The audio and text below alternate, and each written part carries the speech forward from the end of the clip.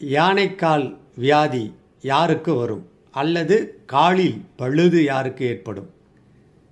புலிப்பாணி தாய்மகள் ஏசல் பாடல் 224 விளக்கம் தருகிறது. கரும்பாம்பு குளிகன் கேது கணத்தெவியம் பற்றி நின்றால் பலனும் சேய்க்கும் கால் ரோகம் நேத்தர ரோகம் கைப்பொருள் நஷ்டம் உண்டு தாயே அதுகேள். பூர்வத்து பொருள்நாசம் பரதேசம் புக்கிடுவன் வினையால் நல்ல பகரும் அரசன் பரதாத்தாலே பாக்கியங்கள் விரயமாகும் என்று புலிப்பாணி தாய்மகள் ஏசல் சொல்கிறது.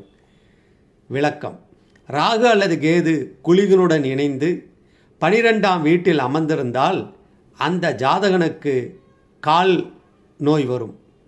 12ஆம் அதிபதி பலம் பெற்றிருந்தால் கண் நோய் வரும்.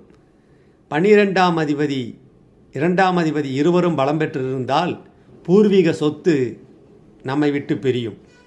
இந்த ஜாதக அமைப்புடைய ஜாதகர் பூர்வீக சொத்தை இழப்பார், அந்நிய நாட்டில் போய் வசிப்பான், ராஜ தண்டனையால் பகரும் அரச பரதாபத்தாலே